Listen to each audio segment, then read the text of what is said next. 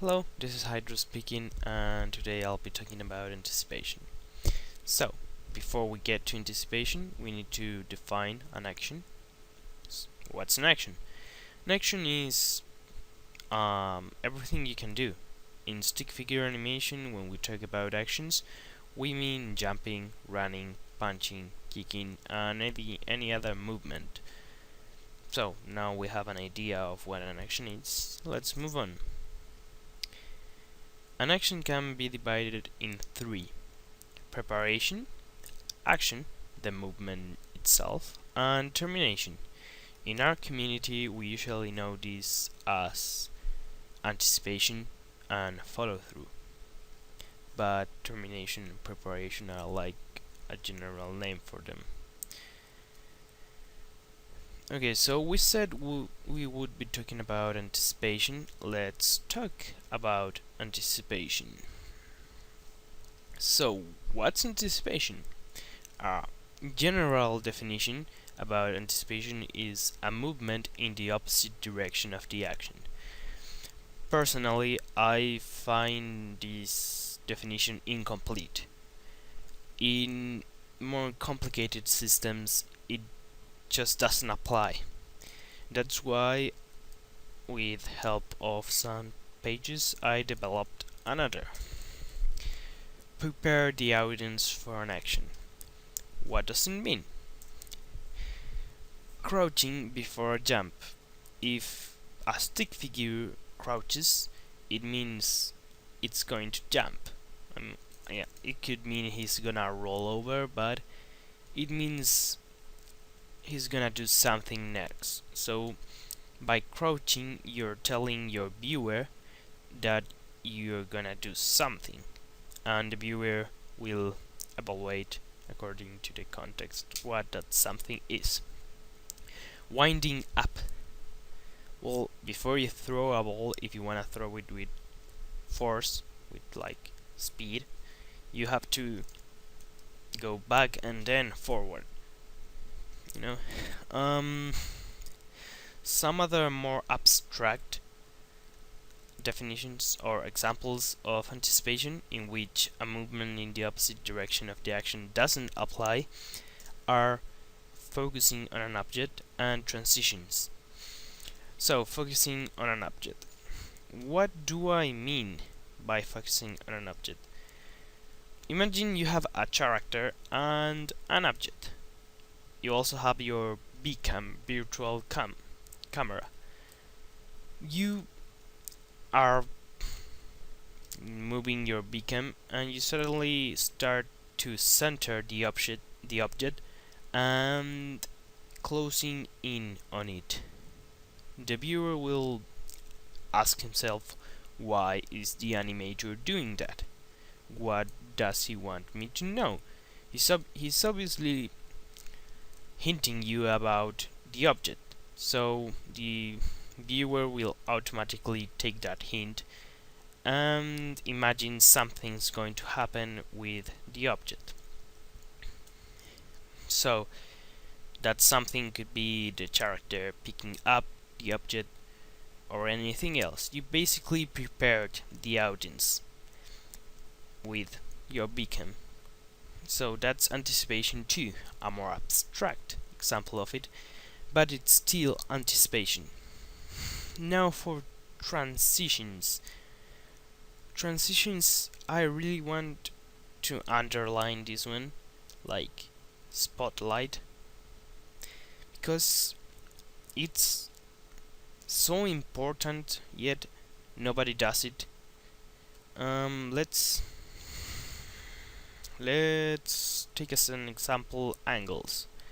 So you have your 2D animation and you want to go into a perspective, a point of view, a different point of view. What do? What most people at our community does is they just cut the 2D, they chop it and start a new one with perspective. So because they have imagined the angle and the perspective in their heads, they understand what's going on, but me as a viewer, or us as viewers, are not expecting that point of view change. So when the first time it happens, you kinda lost. You kind yeah, you get lost. So a transition between the 2D and the perspective would prepare us for that um that change of perspective. And when you're prepared for that, you would have a slightly higher chance to understand the angle, which is really good and something almost nobody does in our community. Let's carry on. So here are some examples of the first definition. Movement in the opposite direction of the action. So blue is the action and green is anticipation. Blue goes right and green goes left. Simple, right, up and down. But as I said before, with more complicated stuff, more complex, it just doesn't apply. So what do we do? Well, first of that, here's an animated example. You will want to remember that green is anticipation and blue is action. So let's watch it and we'll talk about it. Again.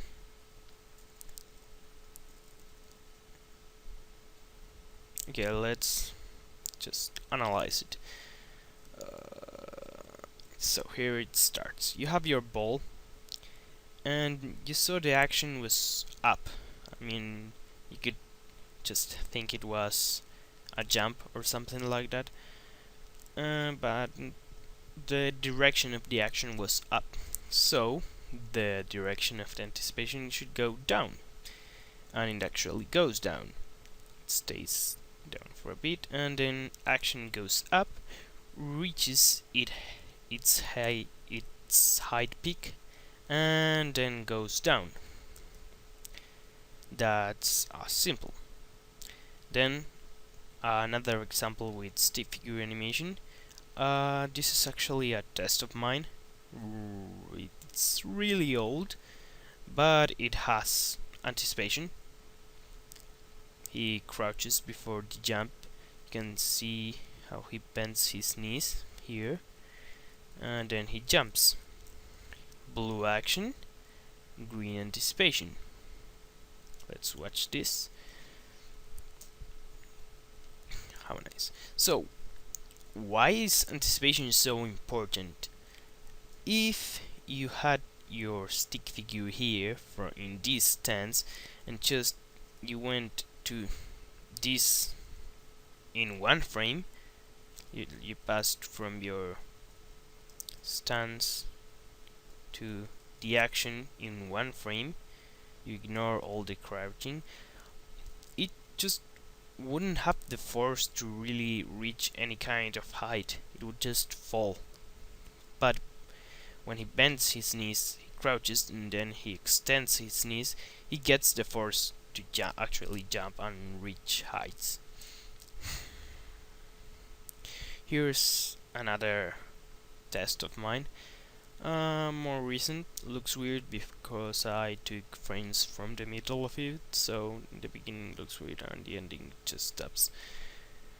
Okay, so I chose this one because I exaggerated anticipation a lot.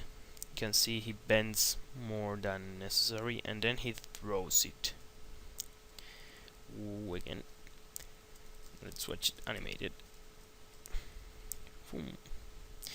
So, same as before, anticipation equals force. Yeah, pretty much that. I mean, without this anticipation, the box would have probably fallen right to the ground instead of achieving that straight line in which it travels.